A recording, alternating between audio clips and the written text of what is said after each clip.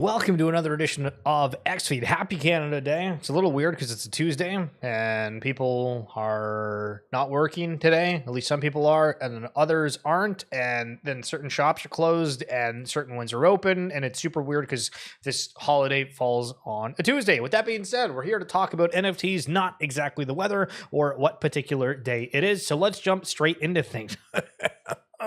I knew it. I absolutely knew it. So for a while, I've been talking about how, man, it feels like all of these streamers and people that are into video games are wildly more in tune with the crypto markets than anybody's giving credit to. Just flat out, period. So there's a report that comes out today from Esports that says G2, which is a massive esport brand. I'm trying to, like, if you're familiar with the likes of like FaZe Clan, Optic, any of that sort of thing, it's the same thing, but it's just called G2. They cashed out 16 million pounds from Solana tokens, resulting in a projected net profit of 9 million pounds for 2024, despite an operating loss budget during the year. As a result, the club reached nearly 30 million pounds, try not to say dollars, saying pounds, in revenue. And then the article here highlights as well. Good morning, Roar. It started Schiller, bringing the best. It started. True. Facts. Factual. Hope you're doing well. So the Samurai are doing well, which is another nickname for G2. In its 2023 financial report revealed on April 7, 2025, Esports Holdings Company announced something unusual, arguably unprecedented in the modern esports ecosystem, an estimated net profit of 9 million pounds. If confirmed, this incredible success would be attributed almost entirely to the strategic resale of Solana tokens, a popular cryptocurrency. By December 2023, the organization had built up a wealth of Sol tokens worth 3.2 million pounds in total at the time of acquisition, through various partnerships and marketing activations. Taking advantage of a spike in Sol's value in early 2024, G2 sold the tokens for a total of 16 million pounds. So 3.2 million to 16 million. This one-off but massive sale earned the club an eye-watering 12.8 million capital gain. With this, G2 strengthened its financial autonomy and placed itself in an extremely favorable position, especially compared to other teams in the esports space. A clever, well-timed financial opportunistic move set up the organization for an easier time in the coming years. So when you see all of these states in the US, well, we keep seeing reports of people blocking that, but it's an opportunity. And same with the businesses that are out there saying, hey, we're having like a crypto strategic reserve of sorts, right?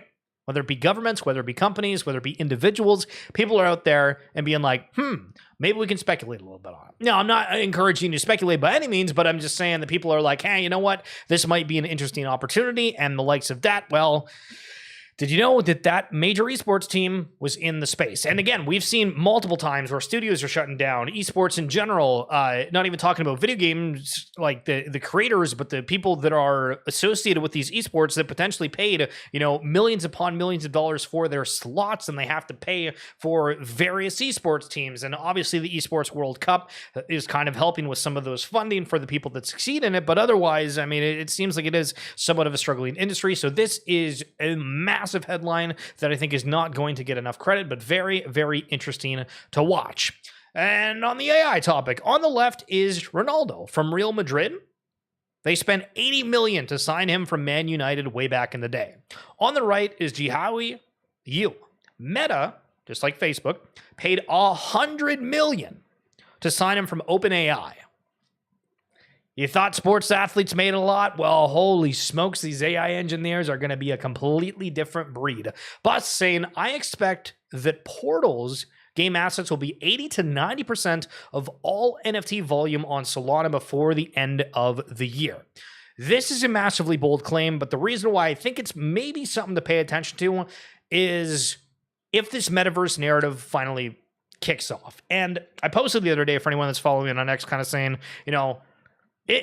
I very, very much enjoy watching walkthroughs of Skyrim. If you've never seen it, you can type in Skyrim walkthrough and find ones of people just walking in the environment. And it's this massive, massive fantasy world, essentially, right?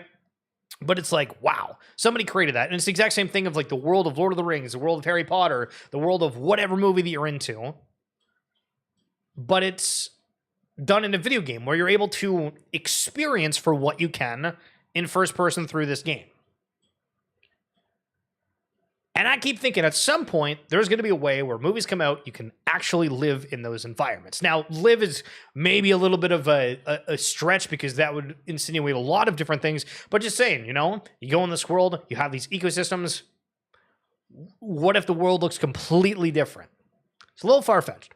But with that being said, if you're saying for Solana that the Avatar, NFTs, stuff like, is there anything that's earning yield? We're going back to just simply game outfits that people enjoy wearing in this world to represent whatever. I beat this boss. I did this event. I attended this thing on this day. They're saying it's going to be 80 to 90%. Obviously a bold claim, but watch out for it. Portals on Solana. Is it in the race for the Metaverse King? Actual esports scenario is built wrong. I mean, a lot of it is based off sponsorships for the whole thing. I remember back when Overwatch League used to give like first-person views of different players. And so there was 6 of them. And so you could either watch the tank, the person that did damage, or the support. It was like $20 for the season. I remember doing it. I loved it. I don't know why they don't do more things like that. Half of these esports, it's you buy a skin. If you win a tournament, you do well. You have to go fetch out your own sponsors. There's definitely ways it could be done a little better. So the news that came out yesterday, well, hold on a second. Yesterday was the 3rd. I want to make sure that wasn't the 31st. So yesterday, we did a podcast recording. And right before that recording, there was a whole bunch of announcements that started coming out. So number 1, Germany's largest banking group, Sparkassen, to launch crypto trading services in 2026. All right, not shabby. We have X stocks going live where they're going to be out available on Kraken, Bybit, and Solana. You can buy Tesla. You can buy other things and literally just go on an exchange like Uniswap, even though it's like Radium, Jupiter, whatever exchange on Solana. We'll be able to actually buy those stocks with crypto in that fashion. And I was like, holy smokes.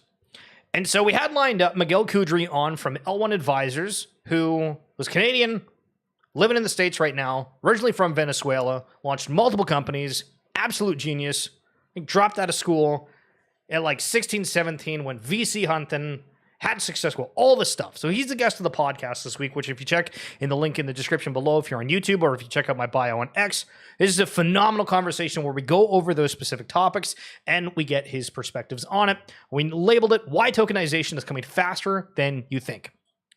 And what I want to highlight about this, and probably the takeaway, not to ruin that if you do go out and listen to it, but he thinks the tokenization and everything coming on chain is going to be faster than every prediction that you've seen.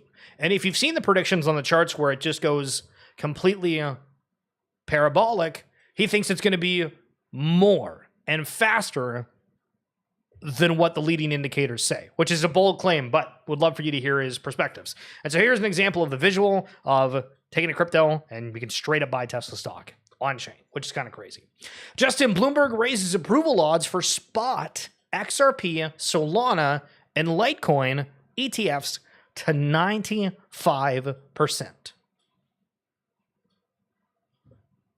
I mean, we saw the Bitcoin ETFs do quite a number. For the Ethereum ETFs, it felt like at a point there was a ton of inflows, but for the majority of it, it feels like it's almost been more outflows.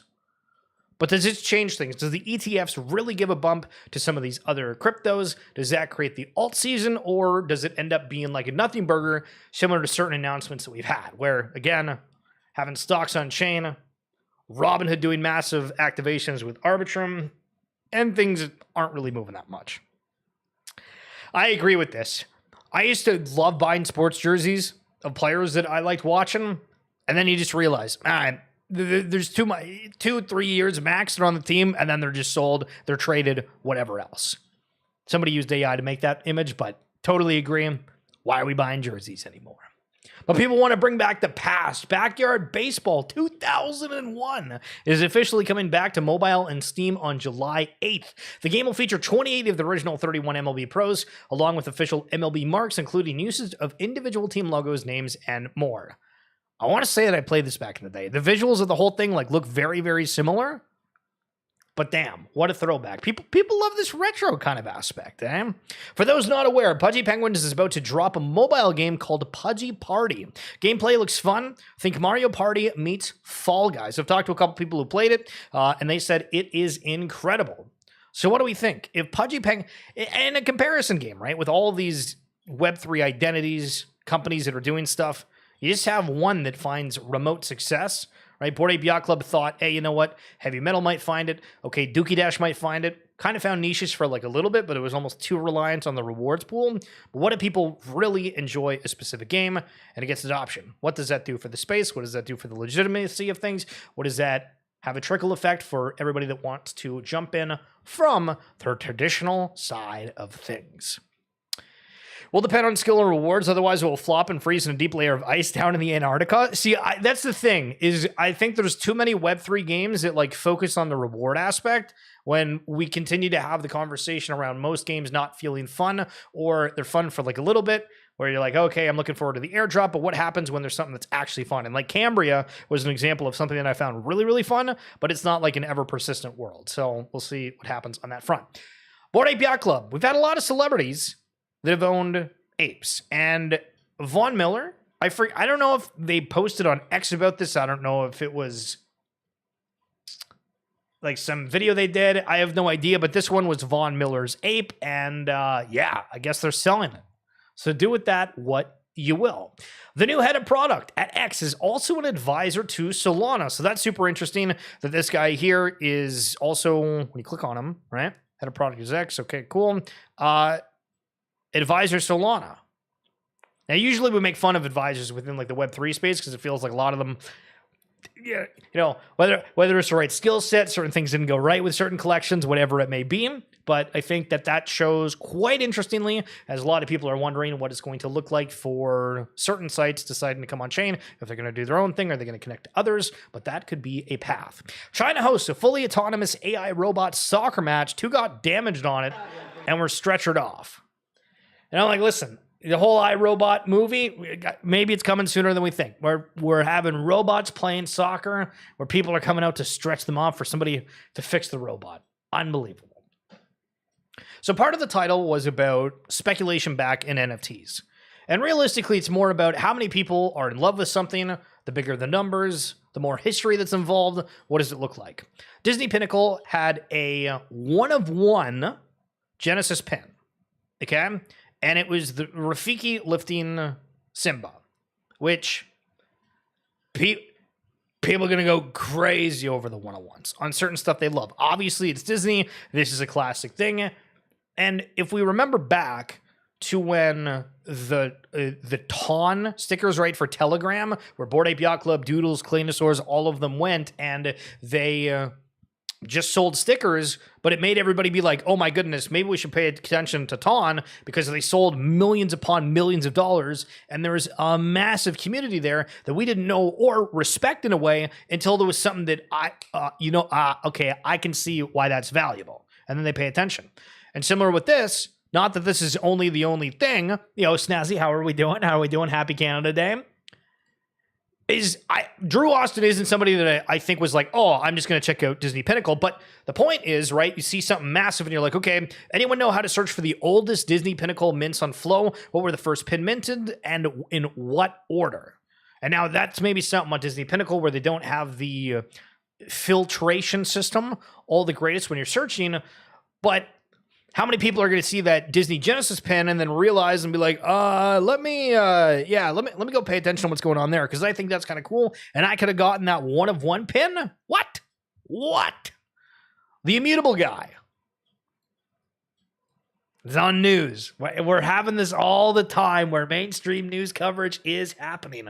Robbie Ferguson, co-founder and president of Immutable. Gaming is the largest digital entertainment category on the planet. It's bigger than music, movies, and TV combined. And 160 billion, 70% of all gaming revenues each year, are spent by players on in-game items, not the ability to play the game, and they have no ability to sell or trade those assets for real value. True. And this, again, goes back to the fact of these companies are making so much money that some of the esports teams that are literally promoting their game and making it more enjoyable for people that maybe don't want to play or just give an extra reason for people to follow along are losing money on it because people are not, like the gaming companies are not wanting to give up more of a share of the revenue because they are absolutely making bank. Something to watch. Agree with the point, but again, what happens within crypto, blockchain, gaming, and all that kind of jazz. So Jake Lucky, he's somebody that is a content creator around esports. Do we call it like a drama reactor? To an extent, but gives different takes on things and used to do YouTube videos, giving news updates for the industry and all that kind of jazz. And I noticed this. And if you've watched the stream every single day, you'll know at one point that we highlighted that Valhalla, which was something that connected to Floki coin, chain, whatever it is, the meme coin, was going to do a huge blitz on Twitch. And I was like, okay, they're really hyping this up. I'm curious what exactly this looks like. And this is the first time, and I do watch Twitch sort of often, although I pay for the $10 a month or whatever. It's like the YouTube premium, but Twitch version of it. So I might not be getting these ads, and Valhalla could be doing it, but this was my first experience seeing this mega blitz. So what does it say? Does it actually sell us on it? Valhalla MMORPG on mainnet is finally live. And I know this guy does not talk about like anything NFTs ever. So you're like, this is like a paid ad, by the way. Valhalla Play to Earn, the flagship Play to Earn metaverse game developed by Floki, is officially live on OPBNB mainnet. So is that optimism? Is that BNB? I don't know. Either way, even like it's a crypto native, I feel like just that initially like turns me off instantly. Backed by a multi-million-dollar in-game treasury, Valhalla rewards skill, strategy, and dedication. Explore the open world, battle with your Vera, build, grow, and earn real rewards. The journey begins at Valhalla.game. Hashtag Valhalla partner. And I mean, the comments right away. Shilling another Web3 game. LOL. I knew you couldn't do without it. How much are they paying you? LOL. Lasai. People hate this stuff.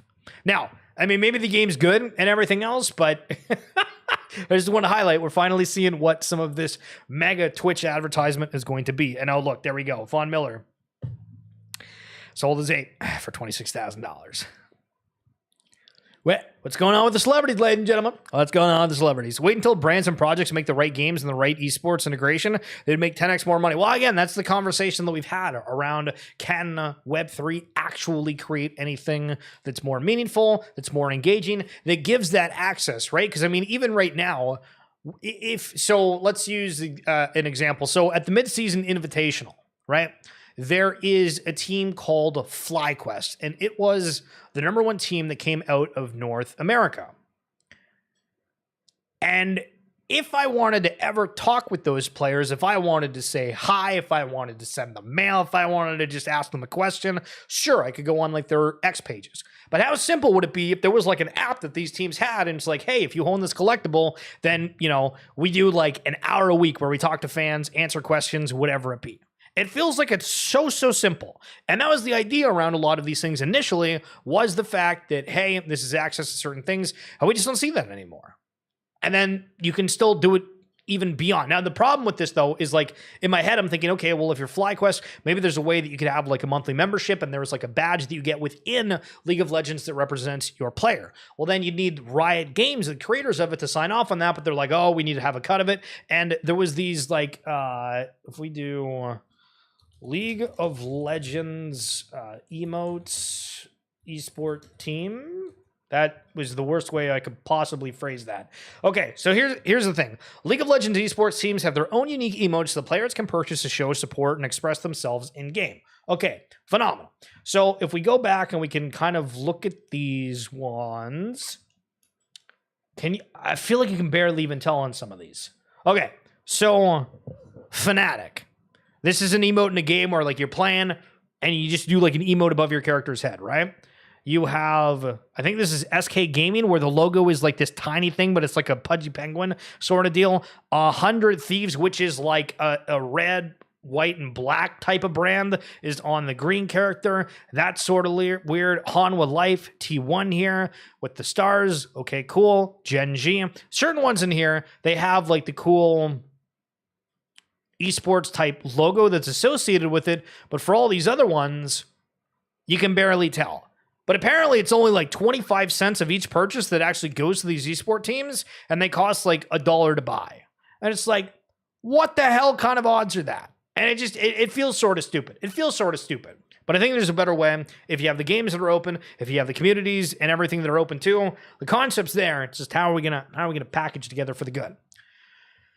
Rice Edelman, who founded a $300 billion investment advisory firm, Edelman Financial Engines, recommends 40% crypto allocation for aggressive investors, 10% for conservative. Says owning crypto is no longer a speculative position. Failing to do so is. Look at these takeaways.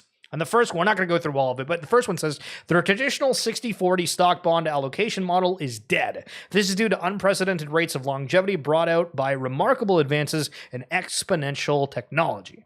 There's a couple other ones here where I can, leave it there, freeze the stream if you want to read it. But damn, we have people that are just coming out and suddenly being wildly bullish on crypto. Unbelievable. I've been here covering it for a while. How fun is that?